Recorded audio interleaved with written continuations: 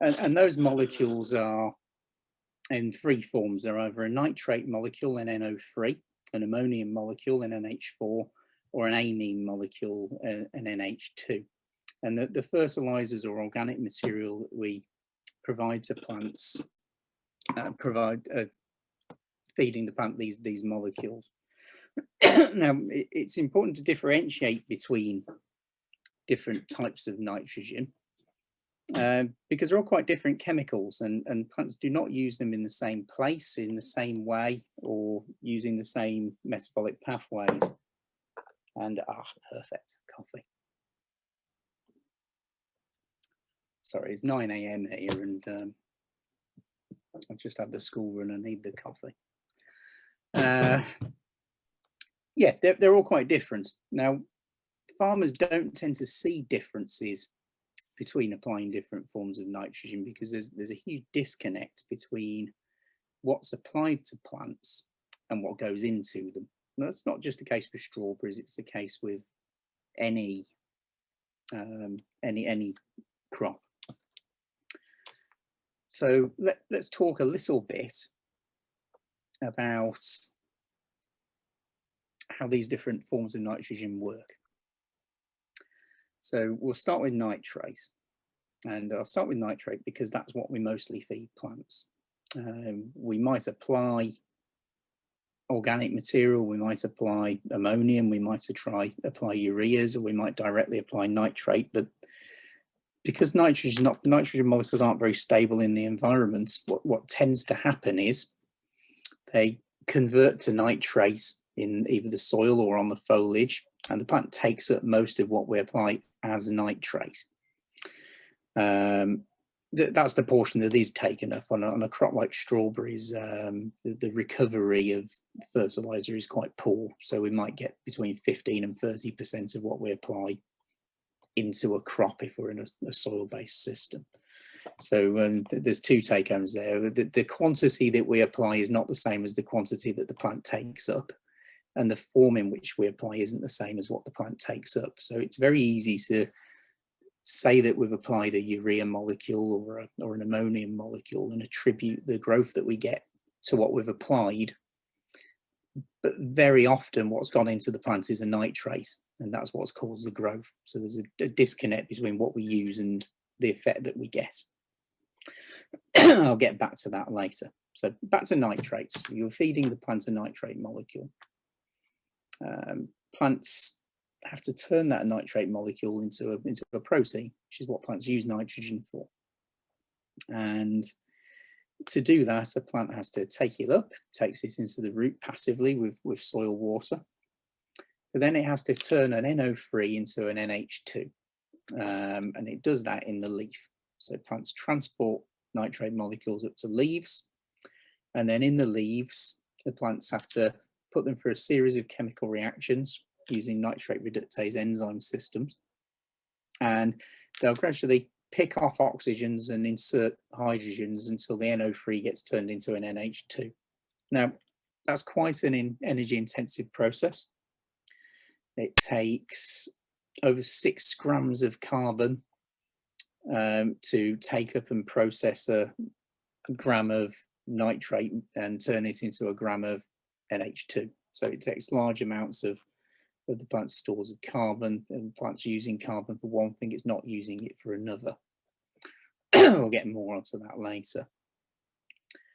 This process happens in the chloroplast. What tends to happen is as plants start to accumulate nitrate in leaves, as they're exposed to more fertilizer, photosynthesis goes down for a few days as the chloroplast, where photosynthesis occurs, diverts carbon into nitrate reductase enzyme systems rather than photosynthesis. So it has a negative effect on how the plant's creating carbohydrates initially, and then it picks back up again. And the other take home with nitrates is the plant starts to produce growth hormones in response to nitrates accumulating in leaves. So the more nitrates a plant takes up, the more they accumulate before they're processed into usable forms of nitrogen, and the plant starts to make a hormone called auxin in response to having them there. So if we summarize, nitrates are processed in the leaf. They take large amounts of carbon to turn them into a usable form. This happens in the chloroplast and can have a negative effect initially on photosynthesis, which later recovers, and it makes the plant produce one type of growth hormone called an auxin. Now, the growth hormone part is interesting because auxins stimulate primarily vegetative growth, and that's why as we feed plants more nitrogen, plants tend to get more vegetative. So we have to feed them enough to get them growing, but the growth is progressively in the wrong place. The plants get progressively more leafy, more shoot dominant, and less focused on fruit development and flowering the more nitrogen we feed them. That's not a nitrogen response, that's a nitrate response. Okay, if we look at the other forms of nitrogen, they're quite different. Ammonium and amine molecules are not processed in leaves. They're harder for the plant to take up. Plants have to pull them off cation exchange sites in the soil or the substrate. They do that by expelling protons, so there's local root zone acidification, and the nitrogen molecule then, or the nitrogen containing molecule, the ammonium or the amine molecule, then enters the root, and it's processed in roots. So amine molecules, if you apply them to the foliage, they're taken down to the roots to be used. And it's the exact opposite of a nitrate molecule. A nitrate molecule is translocated up to foliage to be processed, and amine molecules are translocated down to roots to be processed. So they're processed in a different place, in root hairs. And they use completely different chemical pathways to be transformed into amino acids. So it's a much shorter process. It uses less energy. It doesn't take place in a chloroplast. It doesn't have a deleterious effect on photosynthesis, and it makes the plant produce more root hairs because that's where they're processed. And root hairs are the site of synthesis of a different hormone, a hormone called cytokinins. So if we summarize amines, okay, they're processed in roots. They use only 0.5 gram of carbon for every gram of protein created from them, instead of more than 6 grams with nitrates, and they have a positive effect on photosynthesis, and they stimulate production of a different set of growth hormones, cytokinins. Now, the hormone thing is interesting because what kind of hormones, relative abundance of hormones, is what dictates where plants grow. And that's what a lot of my research at Levity has been on. It's been on influencing where plants grow by exposing them to different types of nitrogen. And we'll move on to that now. So I guess first of all, now we've done that, I can explain what our product is and how it works. So our Lono products, we've got a few of them. They all share the same chemistry, nitrogen chemistry. We take amine nitrogen, and we use a chemistry which we call limin, which we've done a tremendous amount of research on. I'd encourage you to look at the website, and there's research papers on this, lots of them. And we prevent the amine nitrogen in the product from being degraded into ammonium or nitrate in the environment. There are different ways you can do this. Our way is a chemical stabilization. It's a unique way of doing it. And there are a few things that you can achieve by being able to apply amine nitrogen to the plant so the plant takes it up as amine. Now, number one, because it doesn't degrade into forms that leach or volatilize, we don't lose as much of it. So far more of the fertilizer that we apply to the plant ends up in the plant. So there are savings to be had in the amount of fertilizer that is required, because we get more of it into the right place. Okay. Number two, it's in a form where the plant uses a lot less energy to process it. Now that's quite important. If I look at budgets, if you have $10 in your pocket and you go into a shop and you can buy things with that. If you buy $8 worth of one thing, you've only got $2 left for something else. And plants have to budget as well. They have a certain amount of carbon available, which is the plant's primary energy source. It's not limitless, although they get it from the sky. There's not unlimited access to it. And plants must decide what they're going to spend their energy on.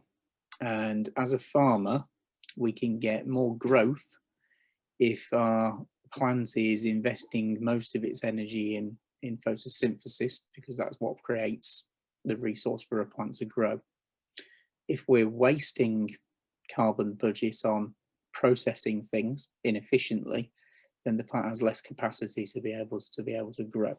So we can get more growth per unit of nitrogen applied. That's quite important. We've done a lot of work on that. It's very effective at getting more bang for your buck on what you're applying. But the most interesting thing about the products, or I think it is anyway, and it's what a lot of my work's been on, is something called growth partitioning. So it's influencing where the plant grows. Now,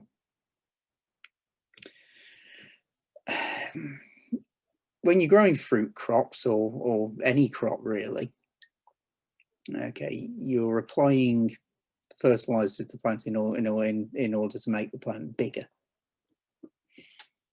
Ideally, you want the growth that you're getting in the plant to be in the part of the plant that you harvest. But in agriculture, that's rarely the case. And that is because we overemphasize, when we feed plants, production of auxins, because we overemphasize, we feed the plants dramatically higher levels of nitrate than other types of nitrogen de facto. We may apply different forms of nitrogen, but by the time the plant gets them, the plant's harvesting or picking them up mostly in the nitrate form. And that's been the case in agriculture since the dawn of time, ever since somebody walked out of a cave in Africa and observed that next to the dunny, the grass was growing taller. We've realized that shoveling things that contain nitrogen on the plants makes them grow bigger, and that's been beneficial. We can get bigger crops. Okay, but ever since then, we've been influencing plant phenotype. That's the shape of plants. So if you have a look at plants which aren't fed anything, they stay small and they have a squat shape with a fairly even distribution between reproductive growth, that's fruit and flower development, root development, and foliage development. The moment we start feeding them, this allocation changes. It's something that we call growth partitioning. So the moment we start elevating nitrogen levels, elevating food availability to plants, we start to make the plant produce progressively more auxins. And when plants become auxin dominant, they start to stretch. So their shape changes. They become taller. They become more vigorous in vegetation. Their roots go deeper but branch less. There's bigger internodes, and they become progressively more apical dominant. And there's less of the growth available to the plant allocated towards fruit and flower development, and more of the growth available to the plant allocated towards foliage development. And that's classic on any fruit crop, not just soft fruit. The more nitrogen we supply, the more vegetative they get. And so we have to supply enough to get them going, but we know that if we supply too much, then it actually in the end damages yield, because it just all goes to leaf anyway. If you can supply amine nitrogen, which our product does, it has a different effect on where the plant allocates growth. So we can encourage the plant to produce more cytokinins, and we can encourage the plant to push more of the growth that we're generating towards fruit and flower development. And we've been very effective at doing that on lots of crops. But one of the crops that we do more work on than most is strawberries, and another is blueberries. So we've been very effective at being able to encourage the plant to invest in fruit and flower production, fruit size and fruit number, rather than going excessively leafy. And that's in a nutshell what the products do. Now, while I'm talking to a bunch of berry growers, I suppose I might give some specific examples, or because every crop has its little peculiarities, and I do have slides and things, but I think people get sick of PowerPoint, so I'm going to mostly talk about it. I can maybe put some slides up later. You're very quiet, by the way. I mean, I'm happy for people to shout out and ask questions. It's a bit weird talking and it's just silent. Everyone's on mute, David, by default. Yeah. So if someone wants to ask a question, just send us a message or put your hand up, and I'll. No problem. Meanwhile, I'm just going to touch on, I'll use blueberries as an example here. I'm going to use strawberries as the example when we talk about calcium, but I'm happy to talk about any berry, really. Blueberries are they're a strange crop. They have their own peculiarities. I mean, they don't really produce much in the way of root hairs, so they have a natural low capacity for producing cytokinins, which is interesting. They also have a natural propensity to overproduce auxins when they're fed, more so than perhaps any other crop. And the reason for that is that the genetics of blueberries and cranberries and other related crops are from a swamp.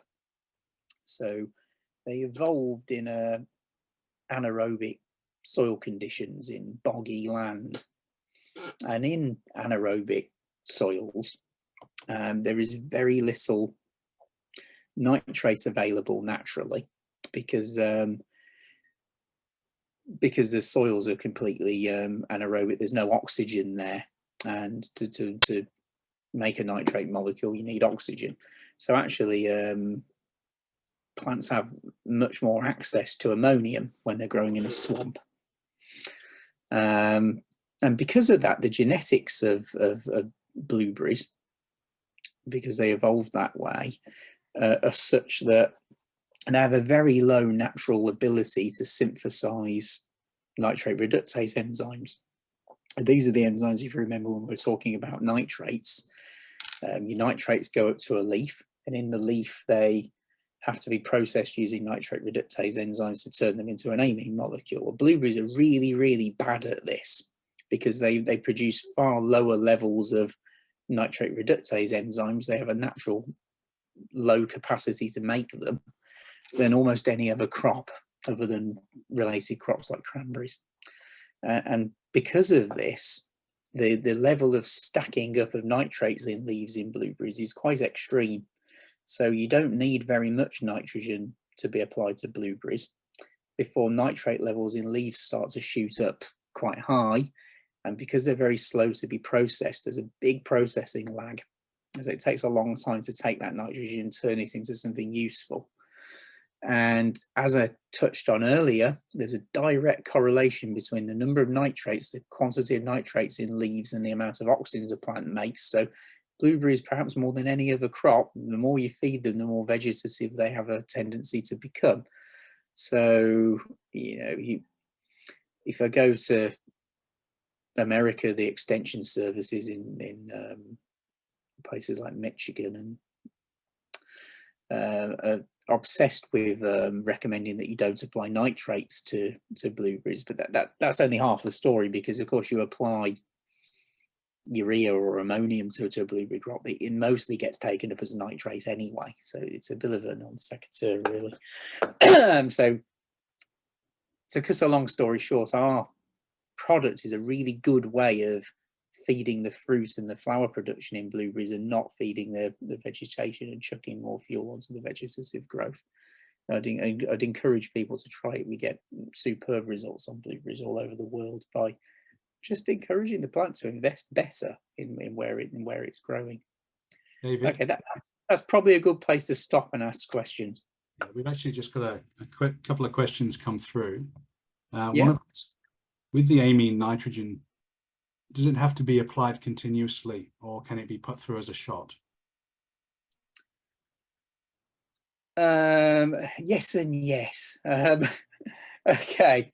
No, you can put it through as a shot, for sure.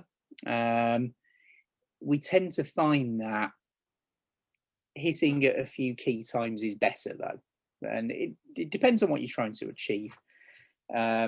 Generally speaking, nitrogen is better dosed through a season, regardless of what plant you're using. It's not always practical to do that, but it's better applied that way.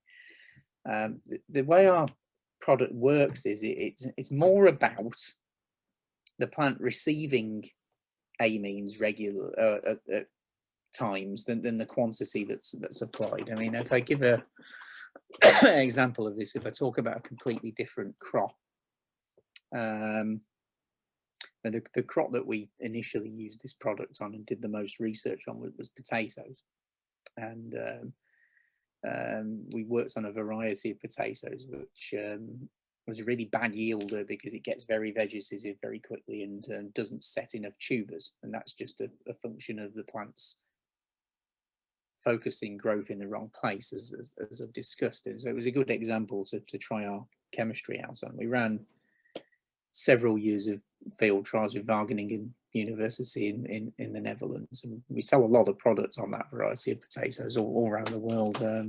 We do a lot on New Zealand across the water on that variety for this reason, and we knew from the trials that if we put 4 5-litre applications on, that's 20 litres of product, we got a reliable 6 metric tons of extra potatoes, and that was about 60,000 tubers per hectare. Now, why am I waffling on about potatoes on a soft fruit talk? It's just to make this point.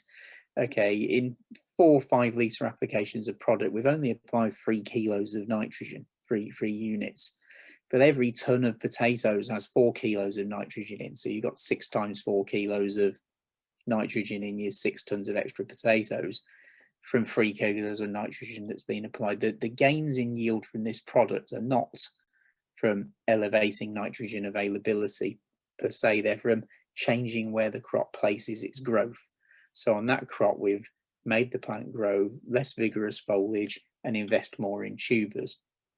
It's not about quantity, but timings are important. So we know on potatoes, for instance, if we apply the product during tuber initiation, we get a bigger tuber number.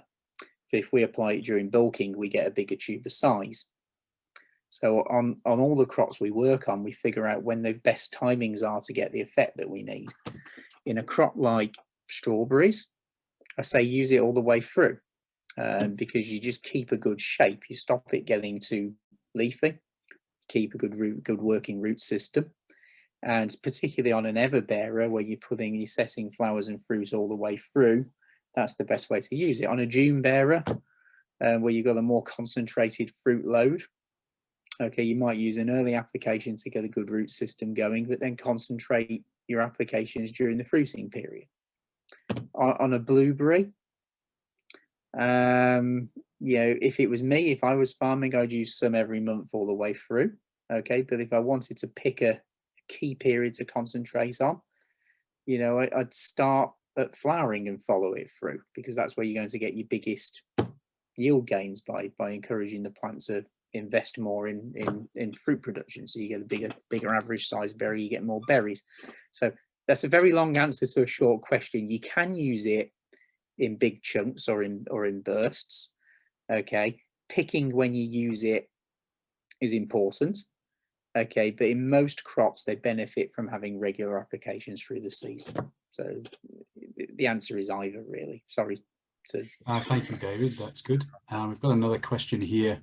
Some varieties of raspberries grow vigorously with less nitrate input, and others need more nitrate. So I'm guessing the question is, why is that? Well, there are a variety of differences in how they respond to things. I mean, we discussed blueberry genetics. They inherently, as a species, don't produce very much nitrate reductase enzymes, so they tend to respond more aggressively to nitrates than other crops. But there are varietal differences in any crop on how they respond to things. So there'll be something to do with the genetics of that particular variety, its processing capacity for things, and how much the nitrates are stacking up in the leaf. So some varieties will be better at turning them into other things than others. But it will be the case on any variety that the more you pull on, the more vigorous they will get. It's just a question of how quickly that effect gets and the severity on it. Thank you. And we've got one more here come through to me. What kind of production increases have you seen in blueberries and strawberries? Okay, we've got quite a lot of data on our website, so we do put field trial data up there. I mean, a lot depends on how good the production is in the first place and what's going on with the crop. But we've seen 25% yield increases on both of those crops, and we've seen higher in some places. But where we're seeing higher, the production was probably poor, or there was something going on that wasn't great. But yeah, upwards of 20%. Great, thank you, David. And another one just come through about leaching. How does the amine help with reduced leaching? Okay, yeah. Not all amine will help with reduced leaching, actually, but ours does, and the reason being it's the electrical charge on the molecules that dictates whether it leaches or not. So the reason nitrates leach is because they've got the same charge as the cations in the soil particles, which is what they're. So ammonia will bond to a cation exchange site in the soil, so it doesn't wash through the profile, and a nitrate won't, and it will wash through the profile. And that's an electrical charge. Interestingly, if you look, the main source of amine would be urea as a chemical source, because urea contains amine molecules, NH2s. But urea doesn't have an overall electrical charge, it's neutral. So urea does leach. It doesn't stay as urea very long. It very quickly turns into ammonia and volatilizes, and then into nitrate, which leaches, but the molecule itself can leach. Our product, the way it works, the way the chemistry works, is we alter the charge of the molecule. So we alter the charge, we borrow an electron from the amine molecule and move it to another fertilizer component, and in doing so, that allows it to bind onto soil particles. So our product definitely doesn't leach. We've got good evidence of that. So we get more of our product in the plant. It also doesn't volatilize. So that's all about electrical charge. Ours has an electrical charge where it will stay in the soil. Thank you, David. Another question: the berry industry in Australia is rapidly moving to hydroponic substrate production, with coir the dominant material used. How do amine forms of nitrogen perform in substrate, particularly coir? They perform very well, and not just in coir. I mean, they'll also work well in completely inert things like glass wool. So yeah, we see very good results on hydroponic strawberries. I was recently in New Zealand, and I was looking at a farm there that's been using it during in hydroponics, and we've seen very good yield gains there. So I mean, we work on soft fruits all over the world. I was in Egypt last week, visiting strawberry farms there, and that's all open field, sandy soils near the desert, and we get superb results there. Earlier in the year I was looking at hydroponic systems in New Zealand, and we're getting good results there. We use it extensively in America. In the UK, we've got a mixture of strawberries being grown under polytunnels in soil, and then we've got very high-tech tabletop systems in greenhouses with robots that sort of move them around closer and further away from the light, so we can stack them higher, and we're getting very good results. So we can get a good tune out of this product in coir and and other non-soil substrates, yeah, we've got a lot of experience in that, and we're comfortable that we can achieve the same effects. Great, thanks, David. Well, that's all the questions so far. So if we maybe move on to calcium. Okay. Now then.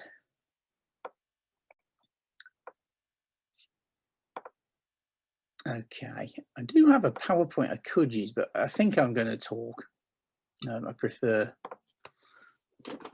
talk. I think everybody is sick of PowerPoints after COVID. They're sick of Zoom as well, but it's quite a long way to Australia for 9 o'clock in the morning, so we have to put it with Zoom. But we can dispense with slides probably. Okay, calcium. I'm going to say it's the most overused nutrient in fruit production. It really is. And the reason it's overused is because we spend an inordinate amount of time supplying calcium to bits of plants that already have calcium, whilst failing to get calcium to the bits that need it. So we apply far too much calcium to parts of plants that don't need it, and fail to get it to the right place. And in doing so, you know, we just regularly use too much of it. And I guess the first thing to do is to sort of explain why that may be. So we need to learn a little bit about calcium as a nutrient. And honestly, if you guys never use my product, I hope that just learning a bit about how calcium works will help you, and I'm sure it will. I do hope you do use the product though, and I think you benefit from it. But let's just talk about calcium in general again. Okay. So there are 4 main rules really to calcium, or 3 plus 1 related one. Okay, so first of all, we need to understand capacity.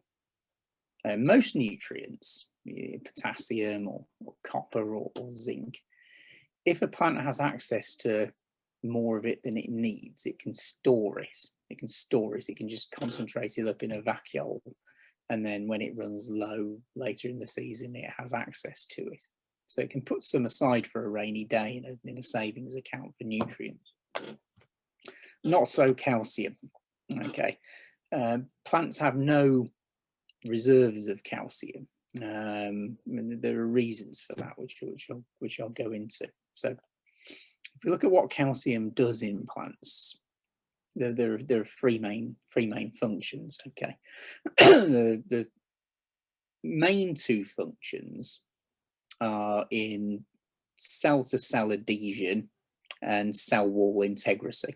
So the glues, the cements that stick plant cells together, are made, they're set by having calcium in them. So it's like, yeah, so the intercellular glues need calcium in them to be strong. Okay, and the cell wall, cell membrane interface needs calcium in it for it to be strong as well. So it has a physical strengthening effect. And in cell walls, the way that works is that the calcium is stored on something called a calmodulin protein. Now, the clue's in the name.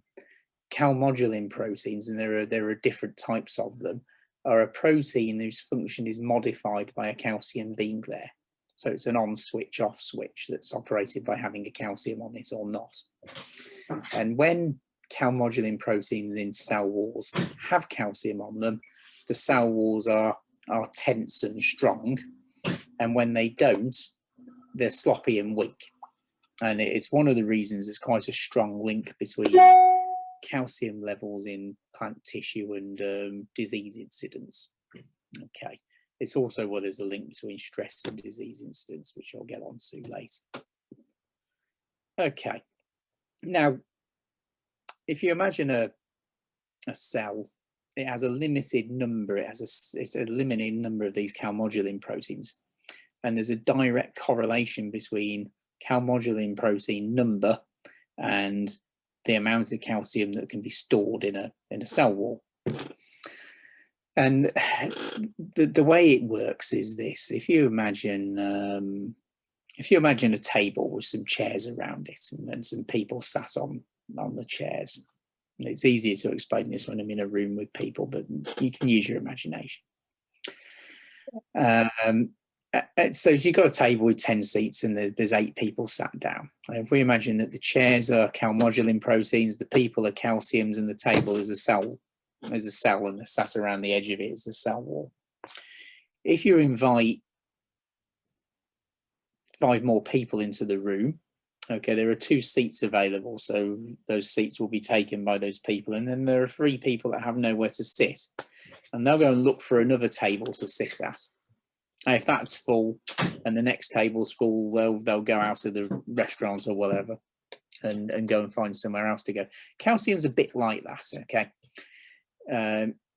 You have a load of calcium available, it comes into a cell, it sits on all the calcium calmodulin proteins, and if there isn't any space, it goes back out again and looks for somewhere else to go. And because of that, it's absolutely pointless applying more calcium than there is storage capacity for at the time. You can put luxury amounts of calcium on at the start of a season or in any application, and the plant will simply get rid of any calcium. It has nowhere to put it. So you can have bad weather later on the thing, which means the plant starts to metabolize calcium, and the fact that you put more on earlier doesn't mean it's available then. So you just have to make sure there's enough at any time, and if weather conditions dictate it needs more, you have to supply it, but you can't pull a load on and put a luxury amount on and get more there for later. It just doesn't work like that, and because of that, we do tend to over apply calcium. Well, that's one of the reasons we do. Okay. The other sort of factor alongside that is stress. During stress conditions, plants will produce a hormone called ethylene, and the main function of ethylene is a ripening hormone and a stress hormone. And what it does, one of the things it does is it takes calcium out of the glues that hold cells together, so that it starts to become more sloppy and the cells slide. That's why ripening fruit has this change in texture. The cells are becoming more slippy because there's calcium being denuded from the intercellular glues, and it makes calcium move from cell walls, from these proteins, into the inside of the cell. And it does this because it's then used in switching on stress tolerance processes. It makes the plant upregulate. Having calcium move into the inside of the cell switches on stress protection mechanisms. Okay, I won't go into that in any more depth today because that's an hour talk on its own. It's quite a dull one too, but that's why there's a link between stress and disease, and a link between stress and calcium. When there's stress, plants lose calcium from cell walls, so it becomes easier for fungi to come into them. So when there's stressful growing conditions, plants need to have calcium replaced. So so there's a storage issue with calcium, and it's something that can't really be dealt with. Okay, so we can't put too much on, but we need enough there. So how do we get it there? And then we have to understand how plants take up and move calcium. So there are 2 factors to that: absorption and transport. So transport we'll cover first. Calcium is a nutrient that isn't phloem mobile. So by that I mean, and a lot of you probably already know this, but I'll explain it just in case. Okay, in a vascular system, okay, plants have 2 types of pipework, for want of a better description. They have xylem and phloem. Xylem is for moving water, and phloem is for moving proteins, molecules, nutrients. And most nutrients move through the phloem. And phloem mobile nutrients, a plant can move from one part of a plant to another. So it can take some potassium from a leaf, it can move it to a root or to a fruit or easily. Not so calcium, because calcium can't move in the phloem. It has to be moved through the xylem, so it's moved passively with water. So the way it works is plants will take up calcium in the roots. They'll move through the plant with water, And the way water moves through plants is by evapotranspiration. So there's water being evaporated off from the foliage at the top, and that sucks water up from the roots through transpiration stream. And because of this, calcium only moves in one direction in a plant. It moves up and out. Up and out. It won't move down or in. Now, that presents some problems for farmers or for agronomists, because it means some parts of plants naturally get a lot more of the calcium that's moving through the plant than others. And in the case of soft fruits, blueberries, strawberries, that's mostly the foliage, that's mostly the leaves. So it's very easy to get calcium to move from a root to vigorously growing canopy at the top, but it's less easy to get it from soil into a fruit or a flower, because there's just not so much water moving to them. There's not so much transpiration in them. So there's just less calcium moving through it. If you imagine it's like a road network. Okay, so the foliage has the freeway and there's loads of traffic moving to it. But the fruit is a bit of a rural sort of dirt track, and there's less calcium, there's less traffic there. So there's inherently less calcium moving through to fruit and flowers than to foliage. So there's a difference in quantity moving there. And that's one half of it. And there's not a lot anybody can do about that. I certainly can't do anything about that. That's just a matter of physics. So you're never going to be able to spray a foliar calcium fertilizer on a potato and that calcium is going to end up in the tuber. It's not possible. It's amazing how many people will tell you it is. But we have to work with it, and weather conditions and agronomy changes how much calcium is moving through a plant quite dramatically sometimes. Okay. But that's just movement. Okay, we know that calcium is going to be moving through a plant with water, so some plants are going to have access to more of it, but a plant has to pull it out of that water, out of that transpiration stream and into tissue, whether that plant tissue is leaf tissue or shoot tissue or fruit tissue or a flower or a root. Okay, all of the individual cells that make up that tissue have to take calcium out of the xylem and the water that's moving through the plants and into those cells. And that is not a passive process. Okay, it's governed by something called polar auxin transport. We talked about auxins earlier with nitrogen. Okay, so it's quite a simple process in concept. Okay, for calcium to move into a plant cell, an auxin has to move out. So there's a direct correlation between the amount of auxins in plant tissue and the ability of that tissue to absorb calcium. So there are two factors involved in getting calcium into a plant. There is transport, so some bits are going to have more moving through than others, and absorption. And that is not equal for a plant. It's not equal at all. Some parts of plants inherently produce more auxins than others. Leaves, new foliage, produce lots of them. So leaves are a really good sink for calcium, and they also get most of the calcium. And so you'll find you might have a fruit crop where you're getting, bad fruit firmness or quality issues associated with lack of calcium in the fruit, but the leaves are full of it. So tissue testing leaves for calcium levels is a really bad way of figuring out if you're going to have calcium deficiency in fruit, because it's very easy to get calcium into leaves. And so we tend to apply too much. So fruits inherently have less capacity to absorb calcium than leaves.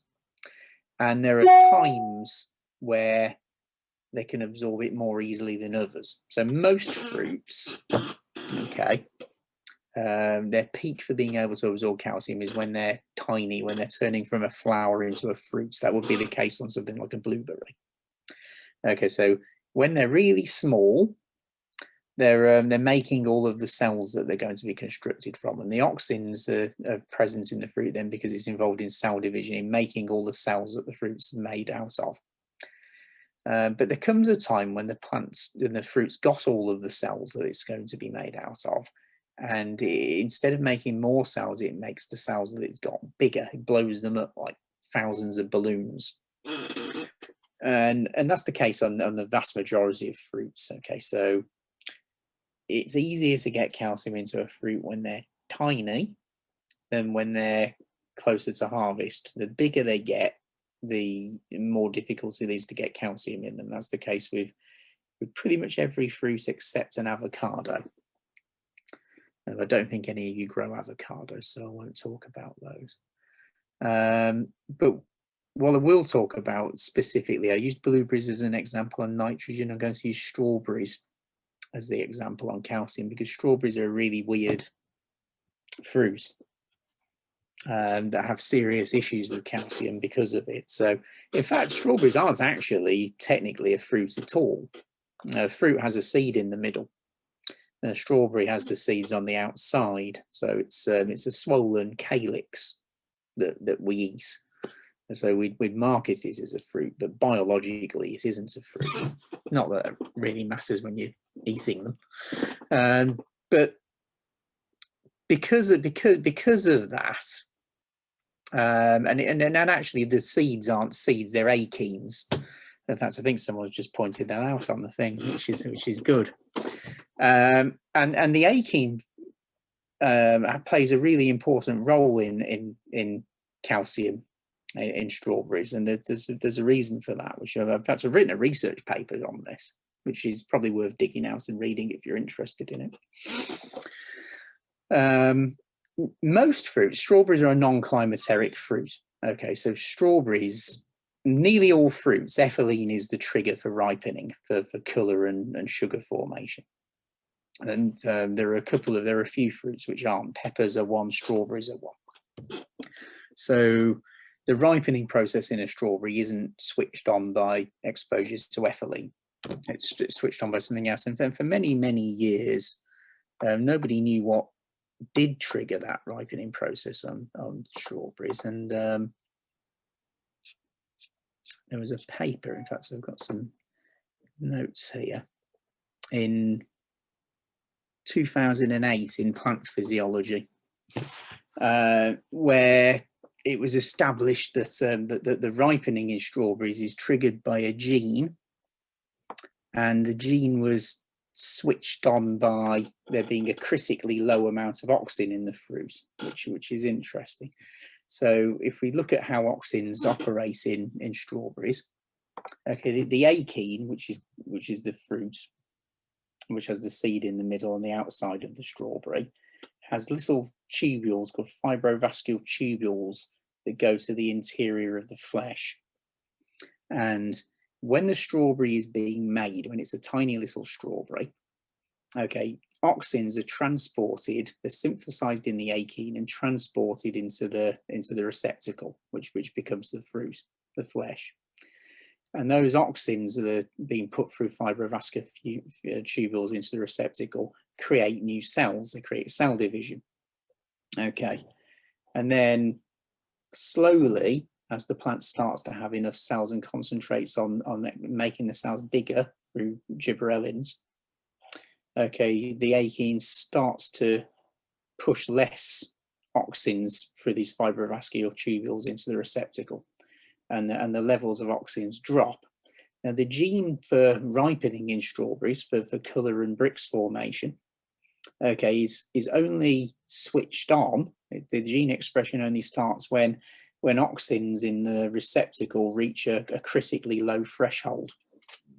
And that's interesting from a calcium perspective, because it's not possible for a strawberry to be ripe, to be red and juicy and close to harvest, and have very much auxin in it, because the process of forming the colours and the sugars is triggered by there not being very much auxin in it. Now, we've already discussed how plants use auxins to pull calciums into tissue, Well, what that means from a strawberry point of view is if you apply calcium to a field of everbearers and you got some flowers and you got some small green fruits and you've got some big juicy fruits that are just coming up to harvest, and you've got some bad weather, and that's making the shelf life go down because the calcium's been moved out of that ripe fruit to switch on stress protection mechanisms. So you know that the weather is probably degrading your shelf life post harvest. It's ruining your fruit firmness and your skin finish. So you put calcium on. Okay, what happens when you spray that crop of strawberries with foliar calcium is that the little green strawberries absorb that calcium because they're full of auxins and they can absorb it. But your big red ones don't absorb that calcium because they're unable to absorb calcium because they don't have the compounds in them that would pull the calcium into the cells. So you're feeding some of the fruit but not other fruit. So you get very erratic performance in whether your calcium sprays that you're applying work or not. And most of it will go into the foliage because that's where most of the auxins are. So that's where most of the absorption capacity is. So it's actually quite difficult to feed calcium to a close to harvest fruit if it has any problems with it because they're just inherently less able to actually absorb it. And we're interested at Levity in that sort of thing, and that's where our chemistry comes in. So perhaps now I'll talk a little bit about how our product is different, how it works. So we spent many years researching these transport mechanisms for calcium, and I identified compounds which stimulate the membrane channels for calcium coming in, which would normally be stimulated by polar auxin transport. So auxins moving out. We have a chemistry which we call local, which is in our product, that stimulates membrane transport of calcium where there isn't any auxin in the tissue. So it allows parts of plants that normally couldn't absorb calcium very well to absorb them better. And we can use that on fruit crops to get calcium into fruit where normally it would be difficult to. And what that means is we can apply smaller amounts at good timings and get a better effect. We do a lot of work on crops like apples to reduce bitter pit, where people apply huge amounts of calcium to get a couple of grams in a crop per hectare. And we use it a lot on tomatoes and to prevent things like blossom end rot, peppers. And we use a hell of a lot on strawberries and blueberries to improve fruit firmness and post-harvest shelf life. It's a very effective product for that. Okay, I think that's probably a good time to stop and ask questions. You've probably heard me waffle enough now. So hopefully that was interesting, and I'd be happy to answer questions on either product. This is where you get a deathly silence. David, I've got a fair few have come to me, but there's a few. There's one that was on nitrogen that was asked a little while ago, so I'll just ask that one first, and then we'll maybe go into the calcium again. So nitrogen leaching, not as big an issue with amine or NH4 based N as NO3N, but how does the product fare against volatilization with amine form suffering from this aspect? Sorry, that last sentence, can I have that again, please? Yeah. How does Lono fare against volatilization with amine form suffering from that aspect? Yes, we don't get volatilization. The whole principle of the chemistry, the liming chemistry in the Lono products are that we keep it as an amine. The volatilization happens as it transforms from a amine to an ammonium, and it turns into atmospheric ammonia. And actually with conventional amine fertilizers, with things like urea, there are huge amounts of it lost as atmospheric ammonia, and then eventually it turns into nitrates and it starts to leach. So you get losses at both ends, but mostly as ammonia volatilization. No, we don't get ammonia volatilization because it doesn't turn into an ammonia. It stays as an amine. So we know that we get less volatilization and less leaching, so we get more of this into the plant. It's the least interesting thing about the product, because the most interesting thing is that we dictate where the plant grows, and we get more growth we get more bang for our buck, but we do get more of it in there for sure. Thanks, David. Question on calcium. You said you only need a small amount. So what would be a standard raspberry program for a calcium product? Okay, we usually only recommend 1 litre per hectare, and that's more than enough calcium in that to come up with any shortfalls, because there'll be calcium coming up from the roots that are feeding the foliage in the parts of that find it easily anyway. We're using as a supplement for those hard to reach places. So 1 litre a hectare, generally speaking, with calcium, we would commence at flowering and we would follow it through the season,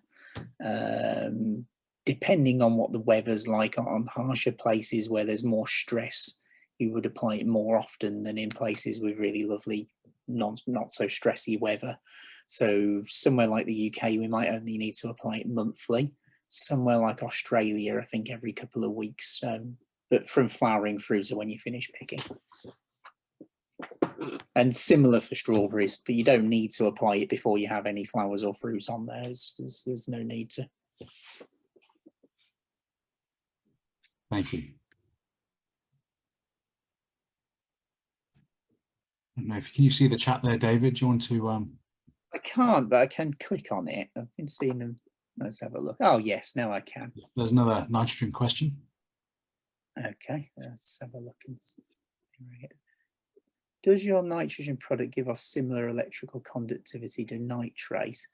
No, it would be more similar to ammonium, so in terms of conductivity, but we don't use it at high enough levels to really make much of a difference to your overall pH or EC in your fertigation system.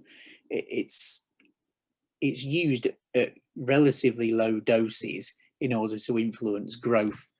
So at the levels that we recommend, it's not really affecting EC much, but it's a moderately acidic product with a similar electrical charge to ammonium, more similar to ammonium than to nitrate. But it's not much of a factor in the agronomy of it in terms of how it affects the conductivity of your tanks. I hope that answers the question. Let's have a look at the other ones. Amine doesn't register an EC. Not sure if this would.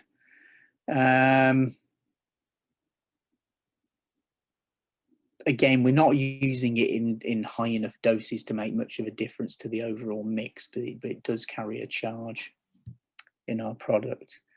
Is receptacle swelling and bursting related to calcium issues? Partially. Okay, partially. If you have low levels of calcium, then it's going to happen more easily. Okay, but it's also to do with just water accumulating in the receptacle too quickly, which is mostly weather conditions. But having good calcium levels can reduce this. But it's not a direct link between them, but you're going to have more problems with it if you don't have adequate calcium levels. I mean, silicon is another one that could be implicated in that, having inadequate levels of silicon as well. So it can help reduce the severity of it, but it's not in and of itself the cause of it. Got a question here come through to me, David. With the calcium, we're only using such a small amount. How does that relate to reducing conventional calcium fertilizer? It depends what you're using the conventional calcium fertilizer for. Okay, all of the plant needs calcium. Okay, every single cell in the plant needs calcium. The leaves need calcium, the roots need calcium. Okay, you wouldn't use our product to supply all of that calcium to the plant. So you're always going to put a certain amount of conventional to make sure that there isn't an overall deficiency. But you don't see overall deficiencies of calcium very often. Okay, the reason that we apply too much is because we're chasing low levels in fruit. And we think the answer is, if the level's low in the fruit, then we're not putting enough on overall. So we apply larger doses or more frequent doses, or we apply products with a higher percentage on the can. Okay. It's not a very effective way of doing it, because we're putting most of what we're applying into the bits of the plant that already have calcium. So your gains are made by only supplying what you need to get the calcium into the parts of the plant that it's easy to get it in.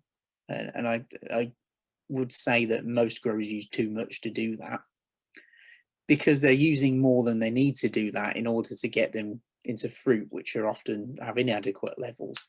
So yeah, you can probably cut down in your overall amount, because you're not putting a load into the wrong place in order to get a little into the right place. So you don't need a lot to do that. Say a litre a hectare is more than adequate at the right timings. But most growers are habitually using too much calcium because they're worried about fruit firmness, and it's not actually that helpful in solving the problem. So it's an often overused nutrient, not just in soft fruit, you know, in potatoes, in lettuces, in all sorts of different crops. I hope that answers the question. Thank you. So we've reached our 1 hour allocation. We're happy to just continue on for a very short time longer if anyone has any more questions, and David can stick around. But yeah, now's the time. If you have any more questions, just send them through to us and we'll ask David before we close shop. You can always bang emails over as well. You might have to wait a while because of the time difference, but we'll answer them eventually. And there's quite a lot of information on our website. There's videos which explain what I've explained better and more quickly. But, and you don't have to listen to my strange accent explaining it. But there's a lot of information out there if you need it. And if you think about something later, I'm always happy to answer. The question came through to me, David, about shelf life in raspberries. What kind of shelf life improvements do you think we could get by having calcium going in later? You can get very significant shelf life improvements. If I talk a little about, I'm going to do what I always do, which is talk about a different crop, because it sheds light onto what we can do on raspberries. And with less experience on raspberries than strawberries and blueberries, just because there aren't so many of them out there, but we do have good effects on it. I've been doing a lot of work in Chile on blueberries with one of the major sorts of supermarkets in the States and Europe that imports from Chile. And the way their concern was, they've got to go a long way, so they're shipping those blueberries to Europe or North America, and when they get to the destination in Europe or North America, the shelf life has already degraded quite a lot, and they haven't got long before they have to get them off the shelves in the supermarket. So the supermarkets, Walmart in this case, actually were interested in looking at, can they improve the condition of the fruit when it gets to the final destination. So we looked at very late, close to harvest applications and the impact that it had on the other end. And the way it was tested was it was applied to the plants the week before harvest, and then when it came into the docks in the UK, the shelf life was tested, the firmness of the fruit was tested, and we made very significant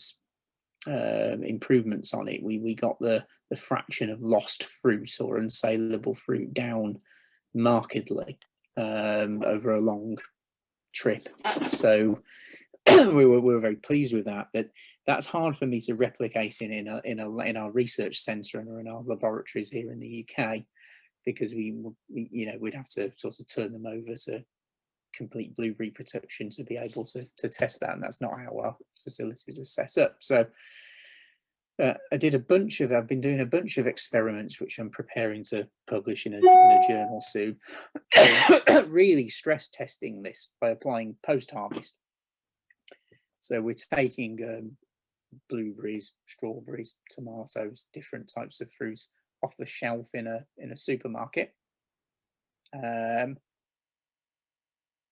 Testing them with calcium with and without our chemistry in, and then seeing what it does to fruit firmness over a time period.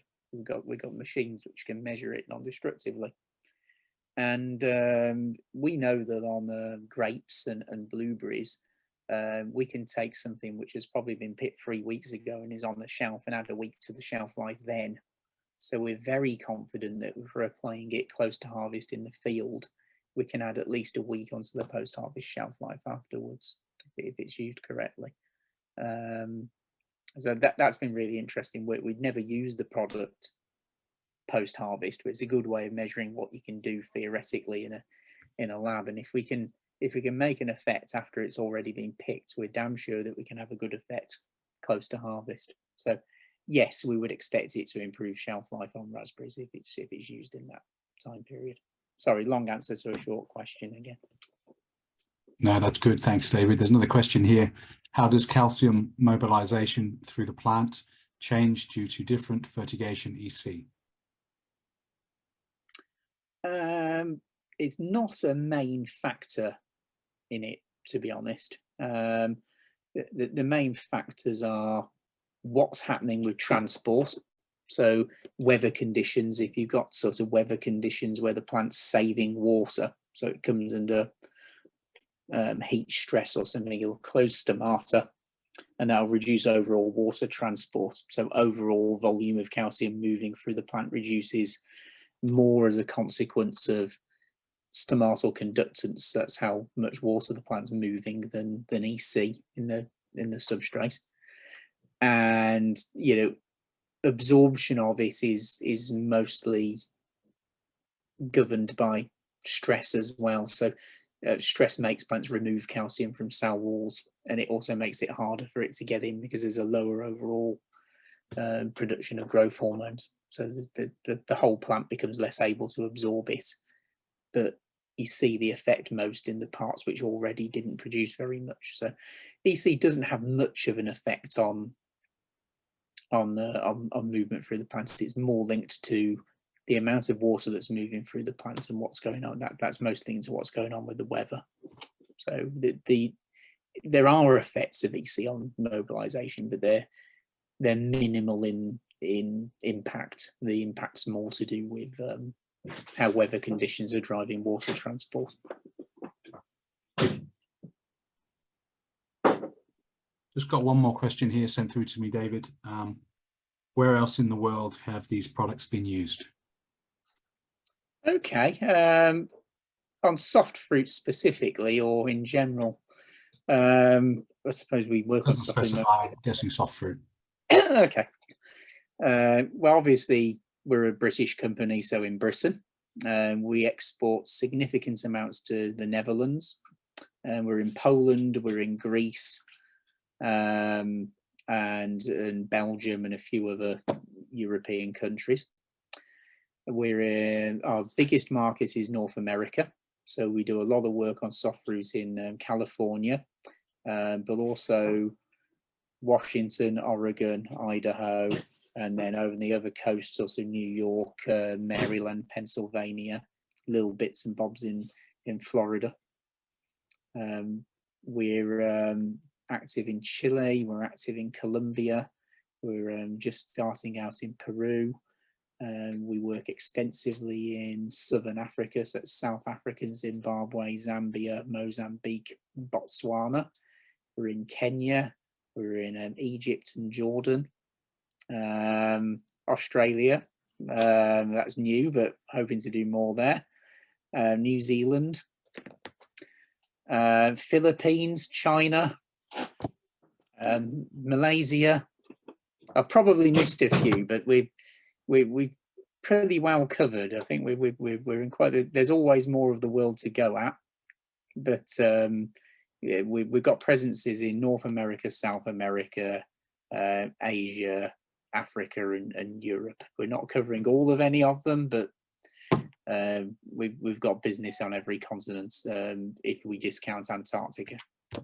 Thanks, David. Thank you. I see Joel's turned his camera on, so I think you might want to say something. Hi, Joel. Hi, David. How are you? I just thought, just before everyone jumps off, we have recorded this, so we will send a link to the strawberry IDOs to pass on to people if they would like it.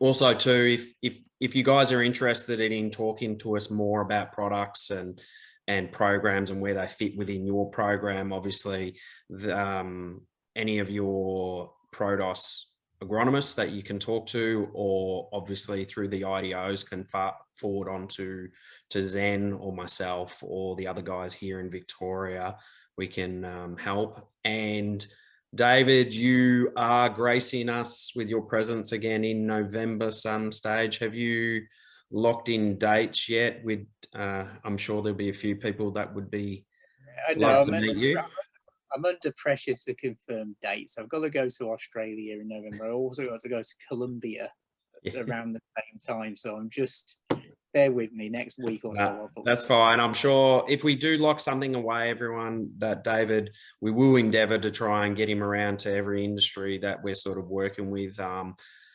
We kind of do try and plan to bring David and Anna, his wife, who helps him as well, formulate these products. She's the brains behind the business. They will be here long term. So just wanted, to thank you again, David, for giving us your time, and everyone who jumped on. We really appreciate everyone taking time out of their evening to hear some interesting information. That we're very excited about these products. We want to kind of slowly launch them through and let everyone get an understanding where they fit within your program. But we're very excited. This will really sort of change. We hopefully will change a little bit with the way programs are put together. So do you have anything you wanted to add, Zen?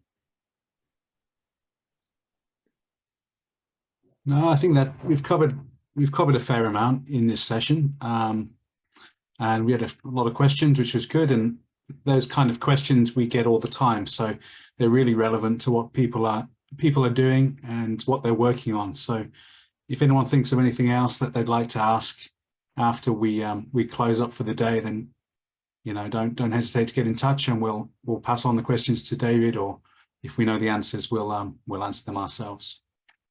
But yeah, thanks, David. Thank you all for joining. No problem. Thank you, everyone. Appreciate it. Have a good evening.